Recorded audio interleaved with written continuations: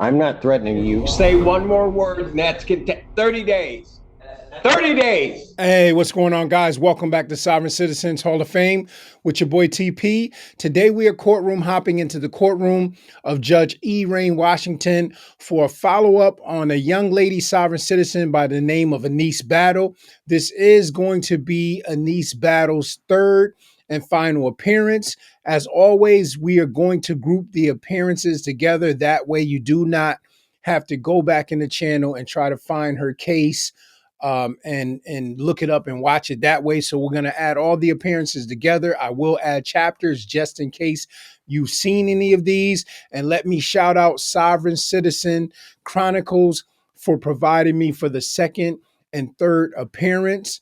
It will be a link down in the description if you want to check out their channel. With that being said, guys, I am looking forward to seeing what Miss Battle has to say on this third appearance. If you remember, or maybe you don't, you haven't seen it yet. The first two appearances, she was audio over Zoom. She was not on the Zoom. So this time she's going to be physically on the Zoom. And with the way things have went the last couple times, I'm interested in seeing how she looks and seeing what she has to say on the Zoom in person. With that being said, guys, let's go ahead and jump into these proceedings.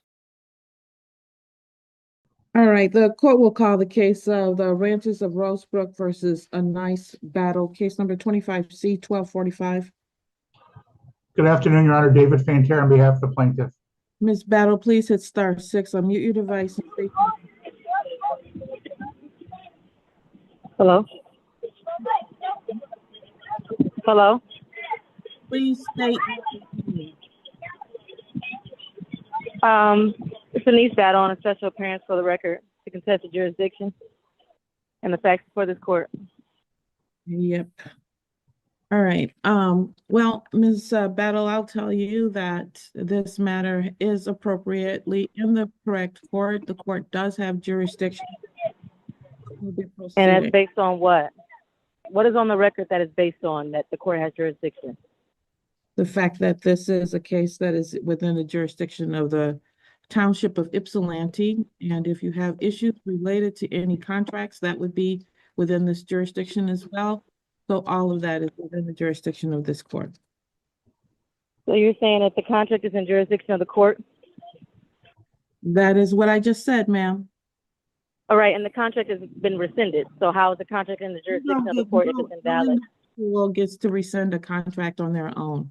That's what are you talking about? I have the right to rescind a contract by right of common law. Ms. Battle, that doesn't involve court. Ma'am, you need to stop talking or you're going to get held in contempt of court. Mr. Fantier, have you had a chance to talk to Ms. Battle? I talked to Ms. You're breaking up. I can't hear you. Mr. Fantera, do you need to speak with her, or are we ready to... If you want me to speak to her, I'll speak to her. You know, I mean, she talks about rescinding the contract. Does that mean she's moving out? I'm sorry, you're breaking up. Are you moving out? Are you moving out? No. Why would I have to move out? Because if you rescind a contract, you okay, fine. Your Honor, I think we just set this for trial. Okay. One moment. This case has also been in the it's in the circuit court. A petition filed for an injunction. I did serve you all. It is set on the 30th. Yes, ma'am. I heard. We're aware. Okay.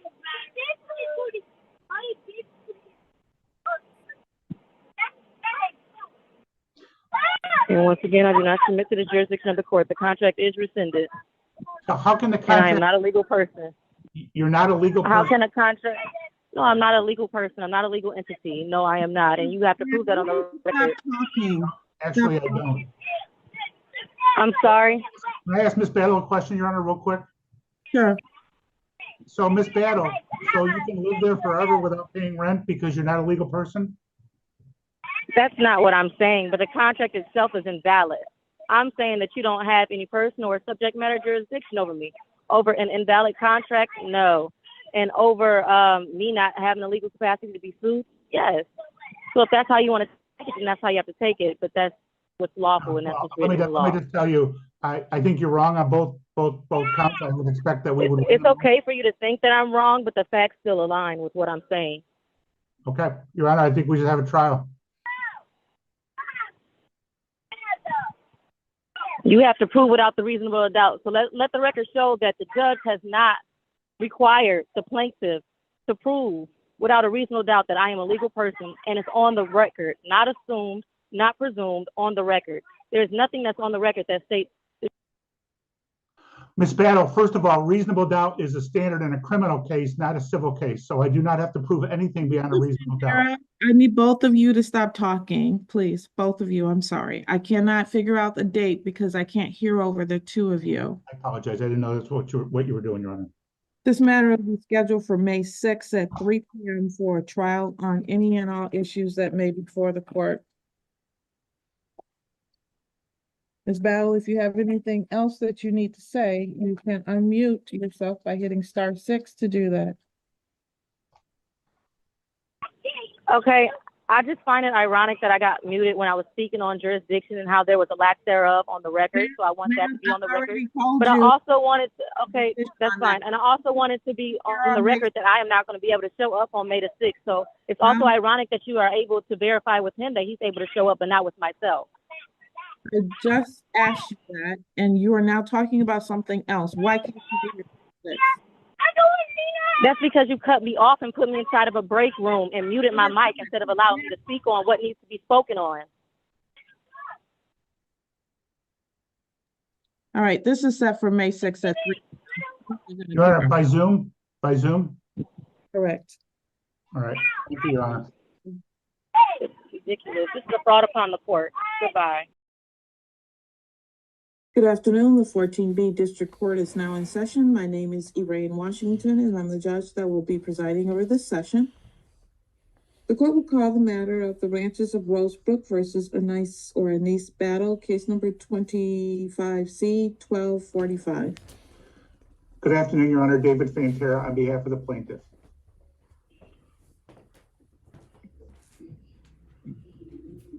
Ms. Battle, could you please state your name? Battle. I'm sorry, could you repeat that? My name is Anise Battle. Thank you so much, Ms. Battle. All right, today's the day and time scheduled for a hearing in this matter. This is an action to terminate the tenancy based on non-payment of rent.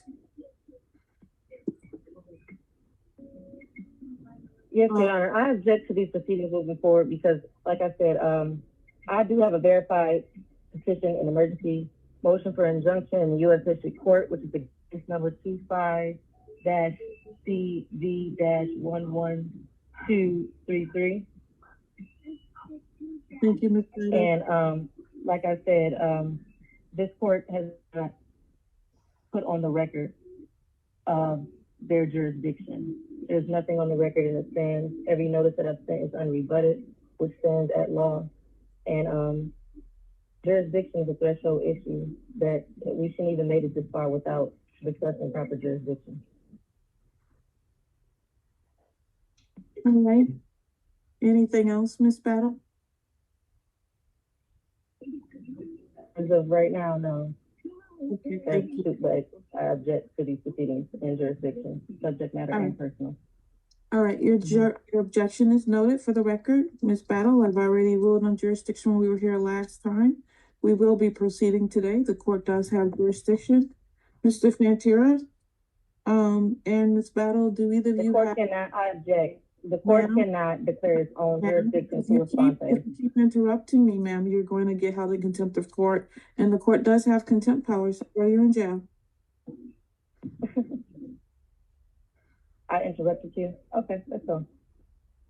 Your Honor, I want to point out also that Judge Vandenberg actually addressed this issue last Wednesday and said that the 14B District Court and Your Honor does have jurisdiction over this matter.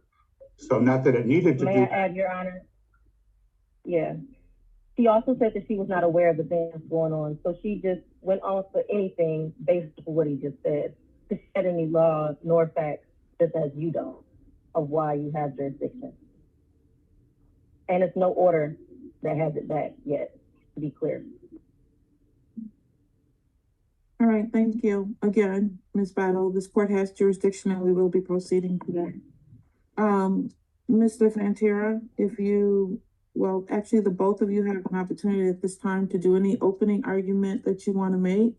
So Mr. Fantera, I will start with you. Do you have an opening statement? I'll waive my opening statement, Your Honor, and just get right to the evidence. All right.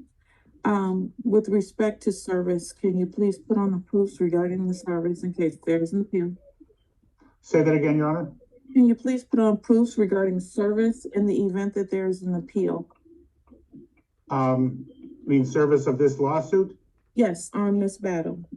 I believe that she was served by a court officer with Jimmy Moore's office, Your Honor. I think there's a proof of service in the file. I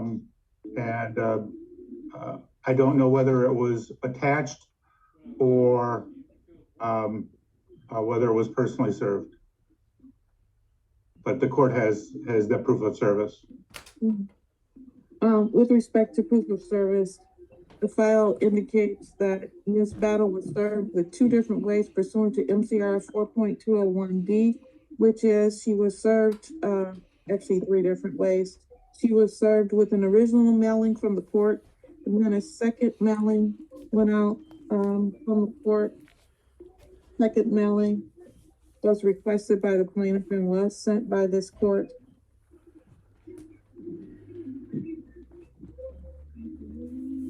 On March 28th, there was a mailing.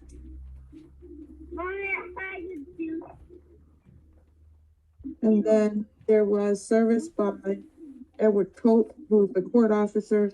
That service was effectuated through securing an attachment to the main entrance of the tenant's dwelling unit. And that was done on April 4th, 2025.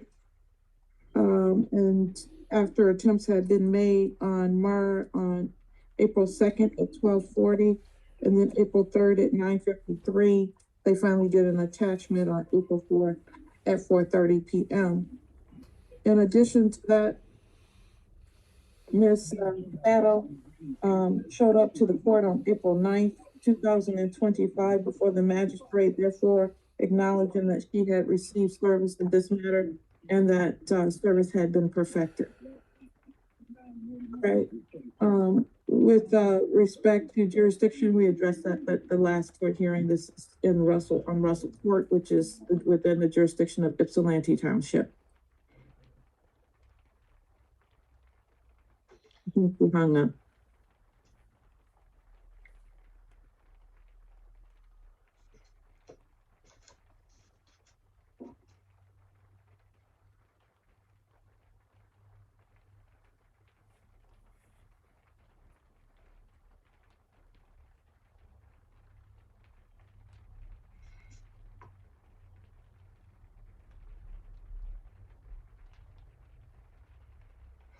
Your Honor, when she comes back, can we require her she appeared the last two times with a video. Can we require her to have video today?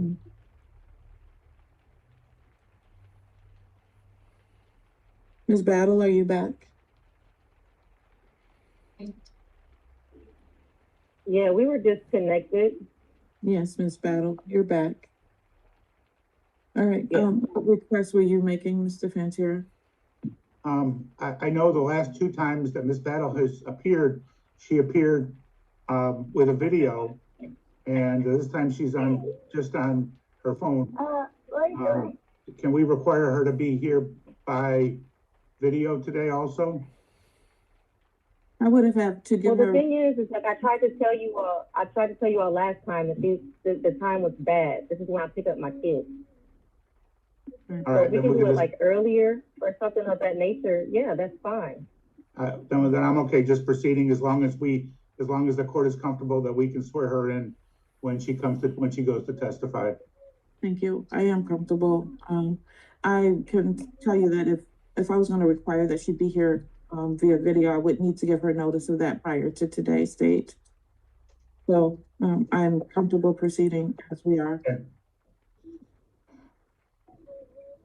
All right, and Ms. Battle, other than jurisdiction which has been noted and reserved, do you have any other argument you want to make today with respect to this matter in terms of an opening argument? Of course. So, like I said, the contract has been rescinded on April 1st, and it was due to unconscionable pieces in the contract, including pieces that's wrong with the formation, as well as material breaches that's inside the contract. That contract has not been You said material material breaches. Oh, okay, go ahead. Breaches, yes, within the contract as well. That was sent out and received. Well, it actually wasn't received on April 1st because at the end of the day, the unconscionable pieces, their addresses are wrong and the owners are wrong on the contract, so it got sent back. But once I realized it was received on April 8th, 2015, and still remains unrebutted. They have yet to unrebut it in any case that we came and talked about the contract. And by law, according to Wall versus Zendaya, the Michigan law recognizes rescissions at common law for breach, fraud, and unconscionability.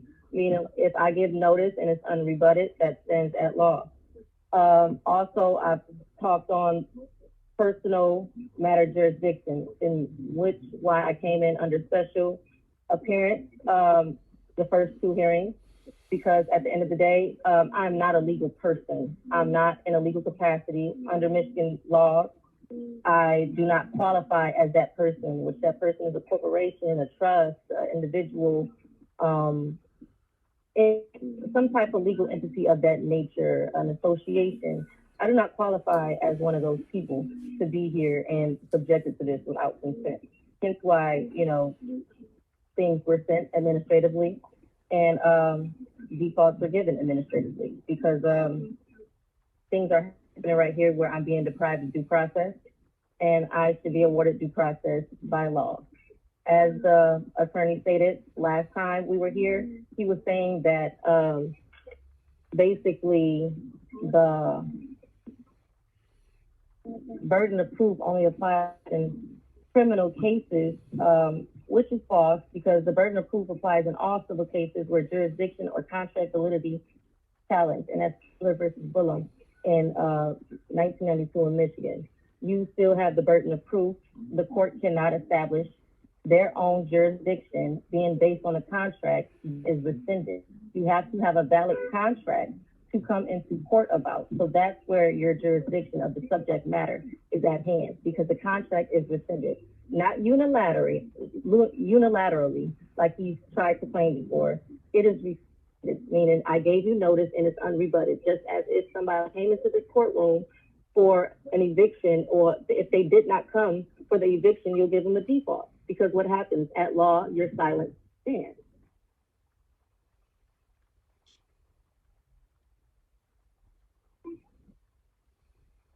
All right, thank you, Ms. Battle. Mr. Fantera, you may proceed with your case. Plaintiff would like to call Dawn Charles as a witness. All right, Ms. Charles, please raise your right hand to be sworn. You swear or affirm that the testimony you're about to provide will be the truth, the whole truth, and nothing? I do. Thank you. You may lower your hand. You may proceed. Ms. Charles, please state your name for the record. Dawn Charles. And what is your position with the Ranches of Rosebrook? I'm the property manager. Are you familiar with the tenancy of Anise Battle? I am. Are you familiar with the lease agreement that she signed? I am. Your Honor, I submitted to the court a lease agreement dated November 12, 2024. I'd be moving for that to be admitted as Plaintiff's Exhibit 1. Did you also provide a copy to the defendant? I did not, because I do not have her email address.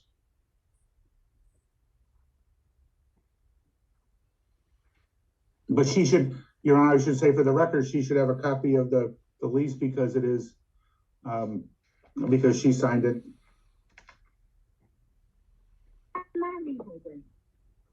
Any objection? I never received a hard copy of the lease, and I've asked for a hard copy of the lease. Never received it, and as I read the lease, that was also a breach of my lease, as I was supposed to receive it and sign it in person, as they made me sign it over online. So again, the information that he's saying about the lease is correct. I'm not here to argue about the lease. As far as what the original contract was, I'm arguing about the validity of what it is now, which is invalid and void because it's been rescinded. Thank you. And unrebutted.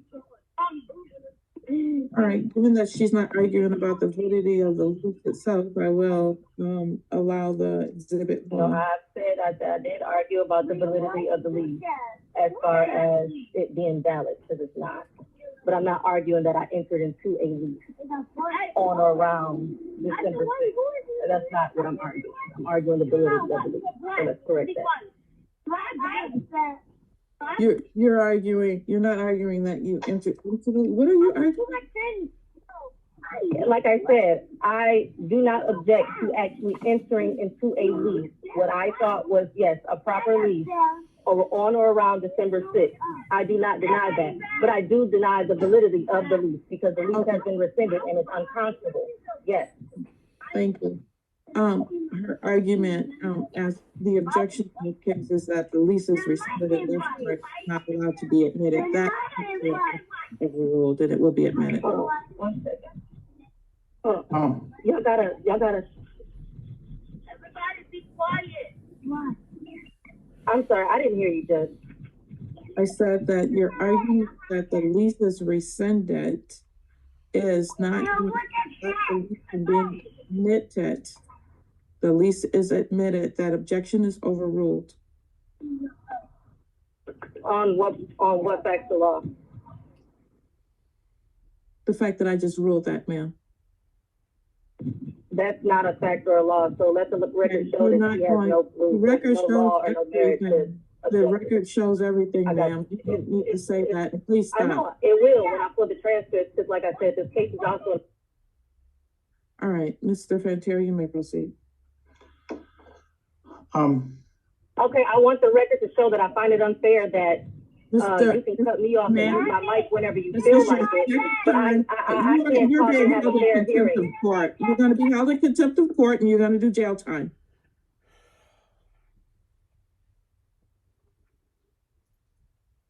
Mr. Fantera, please proceed. Ms. Charles, can you, under the terms of the lease, what is Ms. Battle's monthly rent? $1,075. $1,075? Correct. Does she also have to pay utilities? Water and sewer. So for what months has she not paid her rent? March, April, and now May. So she owes $1,075 for each of those 3 months. Correct.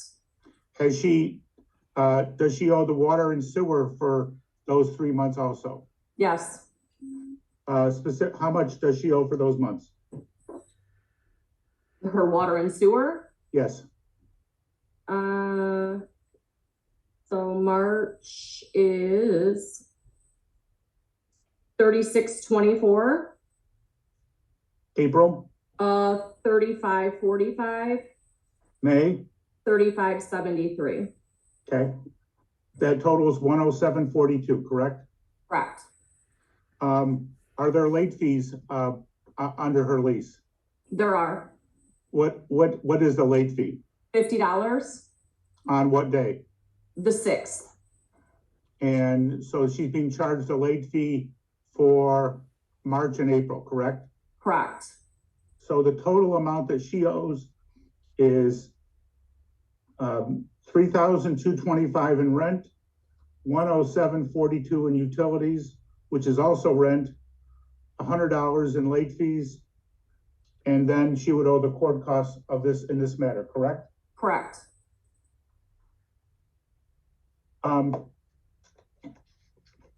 Have you reviewed the work orders that have been submitted by Ms. Battle since she has been a tenant? Yes, I have. Are you comfortable that they were all completed in a timely fashion? Yes. No further questions, Your Honor.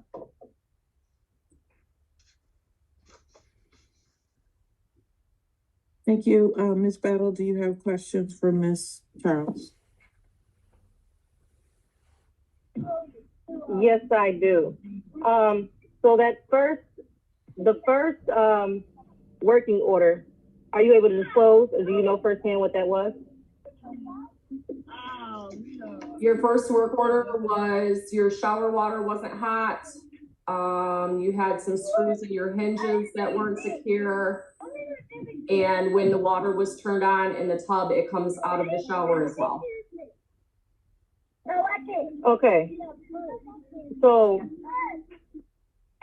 how do you define complete? How is that work order complete? Well, that was the work order you put in. The notes for repair are that the diverter for your hot water was repaired. Our construction company fixed the tub faucet that had came off, and we installed new screws in hinges on the door. Right. So do you have anything that the actual construction company came, because nobody came? Because even if you go on to the next three orders, that's also listed as an issue because it was never addressed. Well, the next work order after that was actually December 26th, and it says the door that was repaired, the screws were still not right, so we put new screws in it, so that wasn't a work order about the tub. The one after that was January 28th, and that was about hearing animals in the attic, and we installed new soffit and made sure nothing was in there. There was also one on January 27th.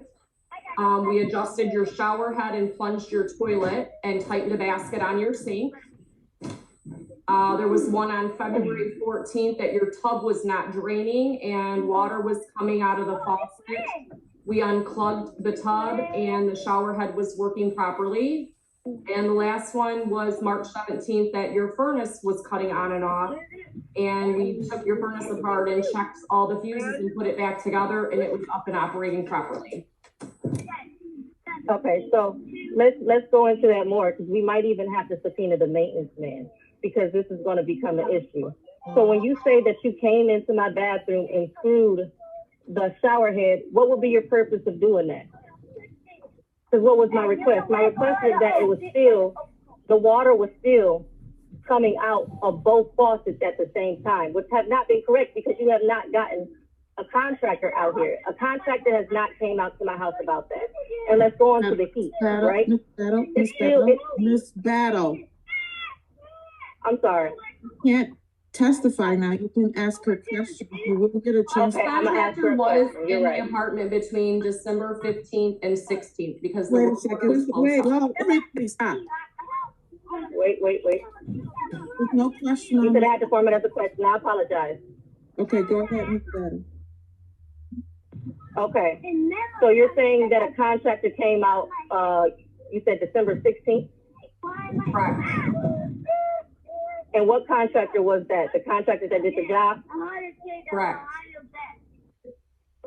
Okay. And when that contractor came out, what did they say that they did? Repaired the tub faucet that had came off and repaired the tub diverter. They repaired the what that came off? The faucet for the tub. One more time. Uh-huh. And the diverter for the water. Right. Okay. So let that address that the faucet pushing out and the diverter, that doesn't address the issue of the plumbing, which really, when I had somebody come out, they said the wall has to be taken down because what happened is they messed up behind it. So again, let's rephrase, let's go on to the new one. Let's go on to the furnace. So when they came out for the furnace and they came out to fix it the first time, what were their results from that? I only have one work order for your furnace. They took it apart, checked the fuse, put it back together, and it was up and running.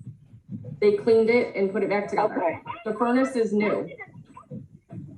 So no, it was two work orders. One was done in the middle of the night. I'm in the morning before they came into work. So I just wanted to be clear. So you don't have that work order for the morning? I'm asking the question. 1 second, there's an objection. Your Honor, you said it was an objection? Can you please listen to it, Ms. Battle? I can hear him now. You say he had an objection?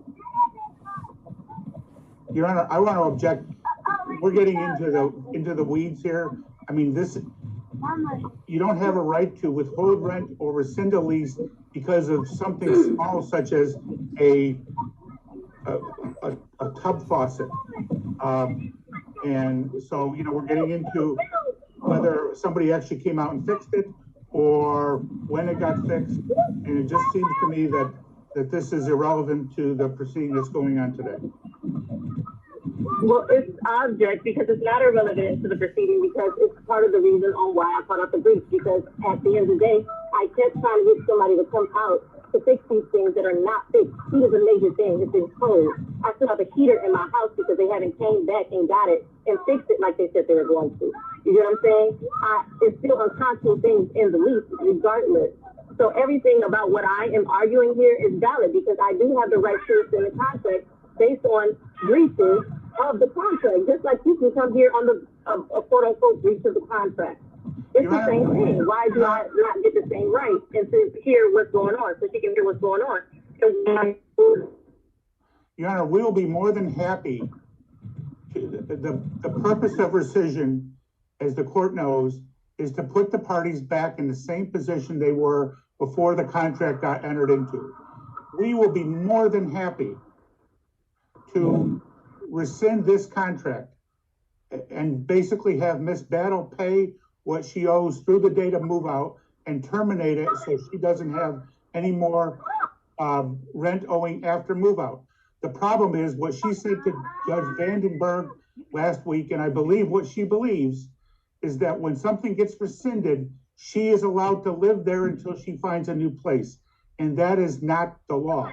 We are more than happy to rescind this, to do away with this contract, let her pay her balance through the date of move out and terminate this contract so that she can move on and we can move on.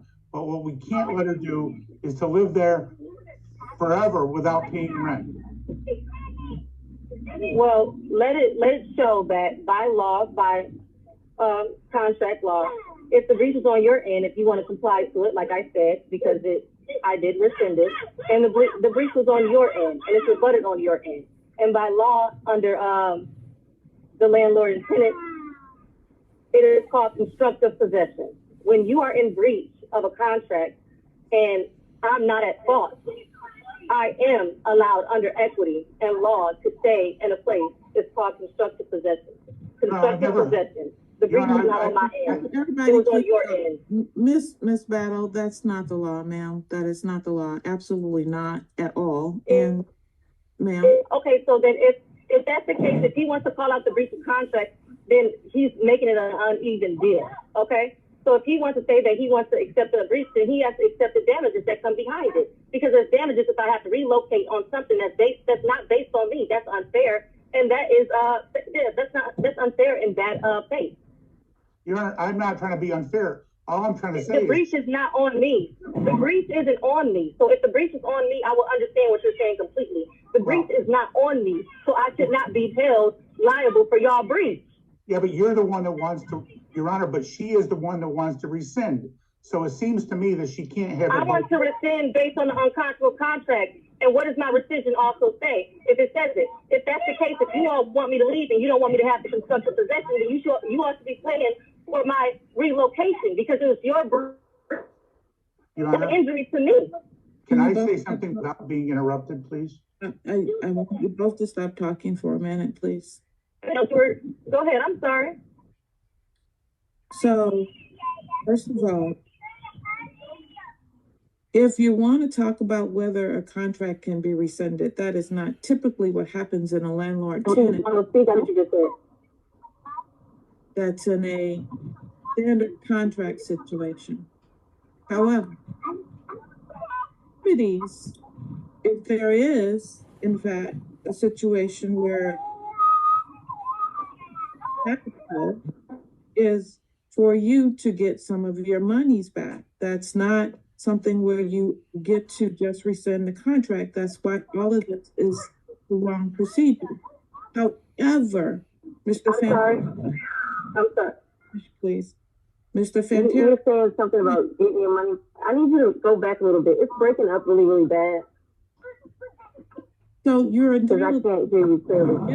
if in fact the court were to find that, for instance, the property was not habitable, like there were enough repairs that were done so that the property was habitable, we're not going to be able to make this out. The children in the back, my recorder is saying she can't make it out. I'm trying to make it out too, and it's just like breaking up a little bit. That's why I tried to tell y'all that this was not like a good time for me at all. Remember, you had got his time, and when I went to go say my time, you cut my mic off, and I was literally trying to tell you that I cannot.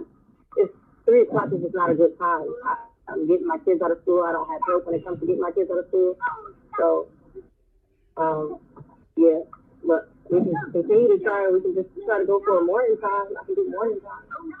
I have on the mornings. You don't have to figure this out. And if you don't figure it out, then the repercussions will be against you. You're gonna have to figure it out. Well, hold on.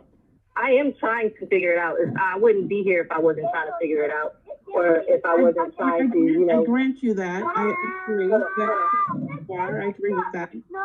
But I have criminal documents every morning. We don't have morning docket. You said what about a warning? Hey, stop. Hey.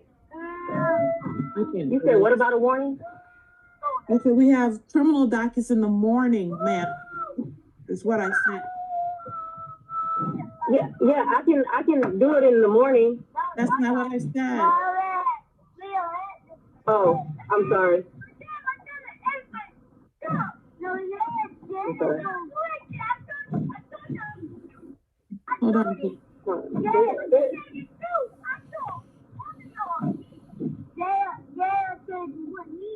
Hello?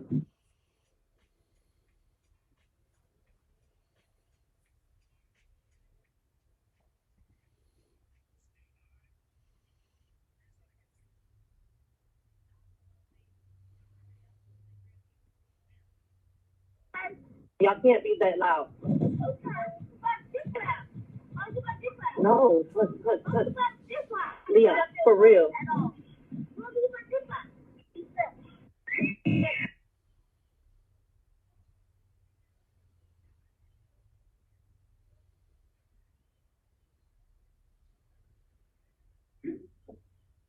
Mr. Fantera, this is not working. It can't be recorded properly because of the background noise.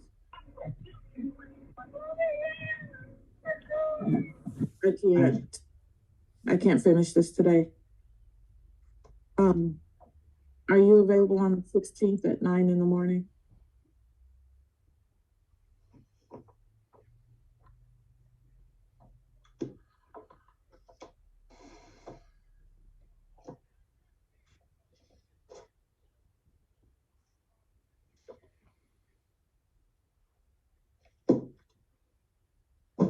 I am, make sure my witnesses are Dawn.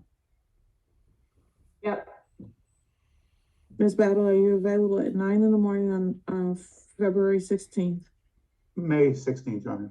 May 16th. I'm sorry, I'm discombobulated. Yes, 9 a.m. works? Yes, 9 a.m. is perfect. 16th at 9. We'll be back here again. Your Honor, can we require, since I asked before and you said you didn't give notice, her to be by video Zoom? Yes, Ms. Battle, can you come via video Zoom, please? Ms. Battle, you're muted. I'm sorry. I keep trying to mute it because I think that's why I keep muting me because of my background. But I say yes, that's fine. Okay, thank you. I appreciate it. And I will also mail copies of all of the exhibits that I submitted to the court to Ms. Battle so that she has them beforehand. Thank you. We'll see y'all I May, appreciate it, David. see y'all May 16th at 9 p.m. Okay, thank you. Well, guys, now that I got you all caught up on Miss Battle's first two proceedings, I'm not going to go into any commentary because I did that when I shared it before. But as you can see, things definitely got a little testy. But let's see what happens in this third appearance now that she's going to be physically on the Zoom. I'm pretty sure it's going to be interesting. With that being said, guys, let's go ahead and jump into this last proceeding. Good morning. The 14B District Court is now in session. My name is Erane Washington. I find everyone's pain funny but my own. I'm finished. Mr. Fantira, if you, the court will call the case of the Ranches of Rosebrook versus Anise Battle, case number 25C-1245. Good morning, Your Honor. David Fantera on behalf of the plaintiffs.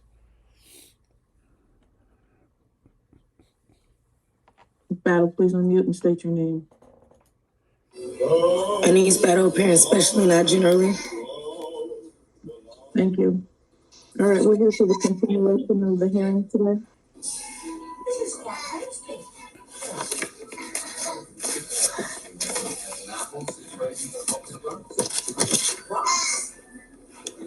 Battle, when you're not speaking, please.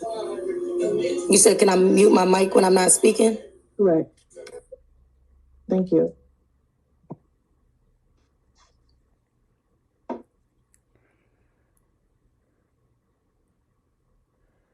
All right, Mr. Fantira, I believe that we're in the middle of your, well, actually it was Ms. Battle's direct. Yeah, I think Ms. Battle was cross-examining Ms. Charles. That's correct. Ms. Battle, are you ready to proceed? Yes. So, Don, do you have a signed lease between me and you in this case? Yes. Did I ever waive my rights or agree to terms in writing? What's the question? Did I ever waive any of my rights or agree to your terms in writing? Your Honor, I object. I have no idea what that means. Meaning that there are waivers inside of the lease. Your Honor, she's got a signed lease. That lease was, we moved to have that admitted last time, and it was admitted. Ms. Battle did not object. So I don't know what she's asking right now when she talks about a waiver. She signed the lease. Okay, that's fine. Are you aware of the notice of rescission that was sent? Yes. Yeah, I object. Rescission, we can't go down this road again. Why are we not going down the road? Let him finish his objection, please. Okay. Your Honor, this case is not about rescission. It's about, this is a non-payment of rent, pay and stay case. The question is, how much money does she owe in order to stay in her lease? She believes, and she stated, and she was overruled by Judge Vandenberg, and I believe by you, that her belief that she rescinded her lease and therefore she gets to stay until she finds a new place is not the law, and she should not be allowed to pursue that line of questioning. This is not about rescission, which, by the way, she hasn't done anyway. All right. So your argument is that her question is not a legal question and therefore you object. It's not based upon law. It is based upon, what law is it not based upon? It's based upon common law. You have not proven or stated any laws or facts that back what you're saying. Unlike me, I have. Yeah, but you stated them all wrong. And one of the things you stated was the Magna Carta, which was from the 12th century in England. No, I stated it under common law and landlord-tenant acts. That's not, we're not under common law anymore, ma'am. And that's a part of the problem with sovereign citizens. They think they know the law when they don't. That is well, not. That sounds prejudiced and biased because I'm not a sovereign citizen. So it seems like you're trying to group me in with them, and that I am not. Well, whatever you're using as your basis is still not correct. It is not. It is. It's still under MCL and it's under the Landlord-Tenant Act. Overruled. My objection is overruled, Your Honor? No, the objection is sustained. Her question, it cannot be asked. So you're saying I can't ask about the contract that's in question? No, I'm saying that you have no basis for asking whether the contract was rescinded or not. Why would I not have basis for asking if the contract was Because that's rescinded? not the law. You don't get to unilaterally rescind anything, ma'am. Well, again, as I stated. My ruling, I'm not arguing with you anymore about it.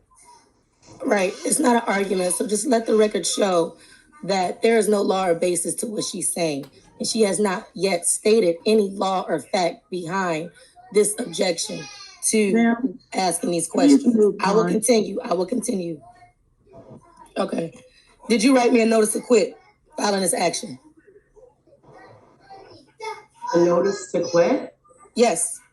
No. I think she's referring to a demand for possession, A demand for possession, yes. No, a notice to quit. No. Right. Do you have proof of delivery or service of any notice to quit? No, I didn't send one. Right. Are you aware that MCL 657-16 requires a notice to quit before initiating an eviction? Your Honor, I object. Ms. Battle is confusing the term notice to quit with demand for possession. A notice to quit is how you start a termination of tenancy case. This case was started with a demand for possession. If Ms. Battle wants to use the wrong term, she's going to get the wrong answer. The statute says that we can start a non-payment of rent case with a demand for possession, and that was issued. And if she asked that question, Ms. Charles can answer that question. Is there proof of service? Is there proof of delivery on that demand for possession? Ms. Battle, can you do me a favor, please, ma'am? Yeah. Give me one moment. I'm studying the statute that I actually need to look at. MCL what? I'm sorry? What was the statute that you cited? MCL 657.6. I mean, not 57.6, 600.5716. Yeah.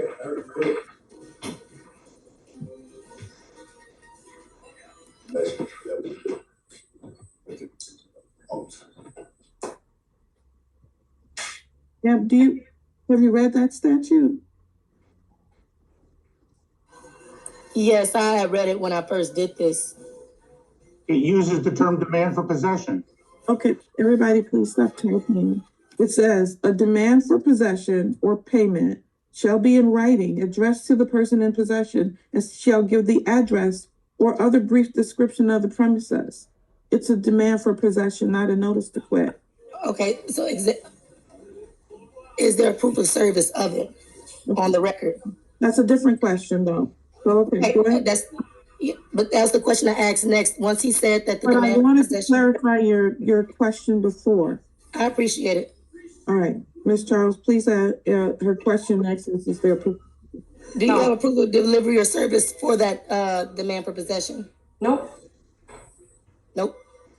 Did you know that under MCL that you're required to have a certificate of service or proof of service on the record? Your Honor, I object. She's not using the statute changed 10 years ago so that you now need on a demand for possession a certificate of service. And that's what's at the bottom of the page. If she's looking for a proof of service, meaning somebody going to the door, she's going to get the wrong answer again. The term is certificate of service. And I believe Ms. Charles will answer that question differently because there is a certificate of service at the bottom of the demand. So I would appreciate if she's going to cite statutes, she cites them correctly. Okay. That's fine. I didn't cite an exact statute, but I appreciate your objection. I just said MCL because they're both under MCLs. Both proof of service and certificate of service are both under MCL. No. All right, everybody. Let's make my ruling. Let's just. Okay. All I'm trying to do is ask questions to make sure certain things are on the record. A certificate of service. Okay, It's, ask that it's question. not on the disposition. And just like she read on 657 16, was the property described on that disposition? Yes. Was there a description of the property? Yes, If there was a description of the property? correct. On my copy, there is no description of the property. But let's continue. Does your company participate in HUD programs or accept federal HUD assistance? Yes, Okay. Did you provide me with grievance procedures required by HUD? did I provide you with what? Grievance procedures required by HUD. Your Honor, I object. That's irrelevant. There are no such grievance procedures under this anything that I'm aware of. I mean, I don't even know what she has a grievance about. Right. The grievance would be with the breach, and you all have a grievance, and hence on why you initiated a hearing for the breach of the contract. So it goes back to HUD because you're publicly funded, right? No, we're not. No, we're not public. Well, you accept HUD housing. You accept HUD housing, and you apply, and you are in compliance with HUD laws and policies, correct? Yes. Right. Okay. So if you have HUD terms and you're Your Honor, I object. Miss Battle is taking. Object to what? I didn't say anything yet. Well, I'm objecting because she asked Ms. Charles a question, which was, do you get any funding from HUD? Yeah, most companies do. We do. And then she takes that and starts taking that to a next question where it says, well, when you get funding from HUD, and then she's assuming. I didn't assume anything. I asked the question. Okay, what was the question you were going to ask? I said, do you have to follow HUD's policies? That was my next question. And she said yes. Right. And then you objected after that. No, and then you started the next question. No, I started the question, but I didn't get it out my mouth before you objected me. Let her ask the next question, and if you have an objection, I can hear it after she finishes her question. Okay. Are you aware that before you initiate a hearing in court or the administrative process before court, you have to have an administrative hearing by a HUD administrative judge?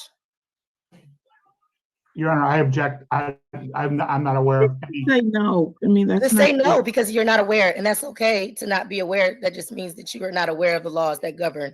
No, it doesn't, because it's not. That is not the law, ma'am. How is it? Okay. You're making. Are you aware of the requirement under 42 USC 1437 DK for federally funding or accepted landlords to resolve disputes through HUD before an eviction proceeding? Your Honor, again, I'm going to object. The fact that Ms. Charles answered the question about having a relationship with HUD doesn't mean we are a federally funded property. I didn't say that you were federally funded. So let's be clear. I said either federally funded or get federal funds, which you do if you accept Section 8 and vouchers. No, that's not true. Why is it not correct? You have to think about it. Yes, it is correct. Because if you received any type of funds from HUD, which is through Section 8 vouchers or regular vouchers, you get what I'm saying? You receive funding from HUD.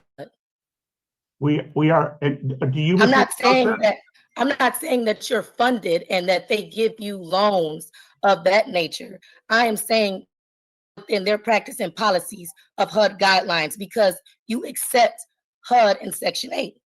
Your Honor, I object to this whole line of questioning. Ms. Battle does not receive a voucher, and so all of this questioning. Well, it doesn't matter if I receive a voucher. It matters that you are of that type of entity that needs to go through HUD because you accept those things. So you agree with those terms and policies of HUD. Your Honor, she's making that up again. I'm not making that up. If you're saying that, how am I making it up? It's under 42 USC 1437 DK. Battle. It's a federal registrar on it. Ms. Battle, you've made your record. My ruling is still that every entity that has to file a landlord-tenant action does not have to go through that process to collect rent, ma'am. That's not how it works. Okay. Okay. You're saying that it doesn't have to, but HUD says that Not a these are debate. the None. requirements, hence why MCL at the bottom is trying to align with HUD guidelines on the same registrar that I'm talking about. You have those codes at the bottom that match up with HUD. Move on. Okay. So, well, obviously, if I can't really get a line of questioning, I'm being objected because he feels it's not right. He is objecting with no laws or facts behind anything he's saying. He's just thinking it off the top of his head. I'm not getting a fair hearing here. Ms. Battle, move on. Move on. So, okay. Do you have a copy of the court establishing jurisdiction? Who's that a question for?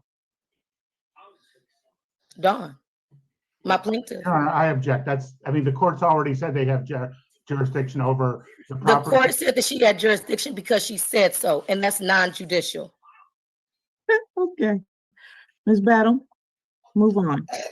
Move on to what? If I cannot have, this is not a fair hearing. And again, this is why you're trying to turn this into. I'm not trying to turn it into anything. I'm just trying to state the laws, and I'm not trying to argue with y'all about anything.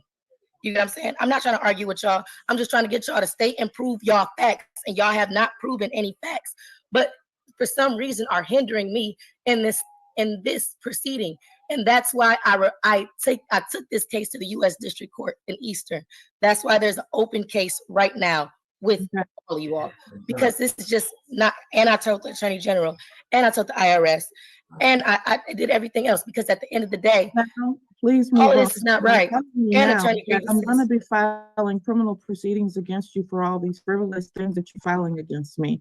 So if you feel that it's frivolous, that's fine, but it's not. My rights are not frivolous. Please move on. It's honestly, if I can't have a fair hearing, nobody has any facts. Y'all talked about constructive possession. Nobody wants to talk about that. Y'all keep saying that I rescinded a contract unilaterally. That's not the case. It's called notice. And when a notice goes unrebutted, just like if I was to come here, if I was to get that notice of dispossession and get a notice of a hearing, and I missed that hearing because I did not rebut, that would constitute as cross-examination. If you're not going to ask appropriate questions, then I'm just going to silence you. So you get the opportunity to ask your questions, or you can just be silenced. I don't have a real opportunity to ask the questions. So at this point, like I said, I'm just going to have to get the federal court involved and get the marshals, because I don't know what you all are going to do. You all have not been acting honor and with good faith. So I don't know. I'm stuck on what to do. The integrity of the court is questioned. With you. I don't know what that is, but you should seek some mental help, because something's wrong with you. You have you have a mental problem. I have a mental problem. How? The United States don't apply to you, and you get to make them up as you go along, like you know more than everybody else in the world. There's clearly something wrong with you. No, what did I make up? All of it. What? Be specific. No, be specific, because now you're lying on the record. This is perjury. I didn't make nothing up. 42 USC definitely applies to this case. All right. Jurisdiction is a threshold. Ma'am, if you don't stop, I'm going to remove you from the court proceeding. So, Mr. Fantera, apparently we're not going to have a reasonable hearing here today, because Ms. Battle feels as though the laws are very different as opposed to everybody else in the world. I'm not certain how to handle this going forward. You have submitted your documentation, and she wants to argue stuff that's not law, regardless of my rulings. So therefore, I'm not sure what to do with respect to your case. I would ask for a directed verdict. She hasn't said anything that is a defense to my action, and I submitted a proposed judgment this morning. There's rent owing in the amount of $3,432.42, court costs of $177 for a total of $3609.42. We would ask for a judgment for possession with a writ after 10 days, and she can avail herself of whatever procedures she can in another court. So you're saying that none of my objections is valid towards your claim. So having a valid contract is not an objection. Oh, because you're saying that because a notice was given and unrebutted, it's not of law. That's what you're saying, right? Yes, that's not the law. It is. It's the law. It's Wells versus Zendaya of Michigan. It is. It's All right. backed in case law. And y'all keep you. Ma'am. It's okay. Because he can talk, but I can't talk. Ma'am, you've argued that over and over, and I've ruled that it's not. You can file your appeals, file all the things you're filing, but when you file false liens against people, that is a crime. It's not a false lien. You got defaulted on a private side, and you know that. Okay, whatever. All right, Yeah, so okay. what I'm going to do is grant your judgment in this particular case because I've given her an opportunity to present defenses that are real, and she has refused to do that. I didn't refuse to present defenses. You didn't ask me about my piece of the case. I only got to cross-examine. You didn't ask me about my defenses. What are your defenses, ma'am? And rescission is not one. I ruled that it's not. I'm sorry? I know you heard me. No, I didn't. You said, what are your defenses? And I didn't hear the last piece. Your rescission is not a defense. Okay, that's fine. That is your defense. Right, because, you know, threshold matters are not an issue. But again, like I said, the fundamental objections and a counterclaim, object to the subject matter jurisdiction, you all accept and receive housing funds, making the subject matter. Going down the same road. Okay, listen, stop. I didn't cut you off. I didn't cut you off. You just asked me what my defense was. And all right, I'm done. Wow. You're asking me what my defense is. Take her out. I've asked her 3 times to stop this. All right, I'm going to grant your judgment in this particular case. Your Honor, are you going to check the box after hearing? Yes. Thank you. Thank you. I'm sorry. Thank you, Judge Washington. I'm sorry you had to go through that. All right, thank you. Thanks. Appreciate it. Bye. Bye. Well, guys, we've come to the end of this final proceeding. And as we can see, it was a lot of fireworks went on in this proceeding. And if you remember, guys, I said, and if you watch the commentary on the first 2, I said that Judge Washington should have had her mute her phone anytime that she was not talking in those previous proceedings. And here we see she had her do so. Also, we see Judge Washington make her read back a statute that confirmed what Attorney David was saying, which should have showed Ms. Battle, like, listen, you keep, putting these different motions out here and, we're telling you that you're using them wrong. I just confirmed that to you, but yet she still felt it was a conspiracy against her. They just don't want her to say her piece. Then, she ends up talking about the motions she's filed against Judge Washington and against the court and so on and so forth, which I've heard sovereign citizens say in the past. I heard them talk about trying to sue the judge, so on and so forth, but I've never heard a judge say, listen, I'm going to file criminal proceedings against you for your false claims and your frivolous claims that you're making against me. And it showed me how upset Judge Washington was, because this is not the first time that Judge Washington has dealt with a sovereign citizen. She's dealt with him many a times. And guess what? Ms. Battle didn't like being called a sovereign citizen, but nonetheless, this case is what it is. Ms. Battle, not to say that she doesn't have any claims of things not being fixed and so on and so forth, but the bottom line is she just needs to pay the rent or, do what she got to do and move on. I think she should pay the rent regardless. If you live there and you owe it, you need to pay it, whether you move on or not. But hey, man, I'm not going to keep beating on this case on the dead horse. I mean, we saw that Judge Washington was fed up, muted her, kicked her out of the session, made her ruling, and that's just what it is, guys. But wow, that was a lot of fireworks, all 3 proceedings, but that last one was crazy. But with that being said, guys, enough of my commentary. This is Sovereign Citizen Hall of Fame. And I appreciate you guys always being here, liking, subscribing, and sharing. It is much appreciated. But with that being said, guys, this is Sovereign Citizens Court. And for now, Sovereign Citizens Court is adjourned. I appreciate you guys. Talk to you soon. God bless.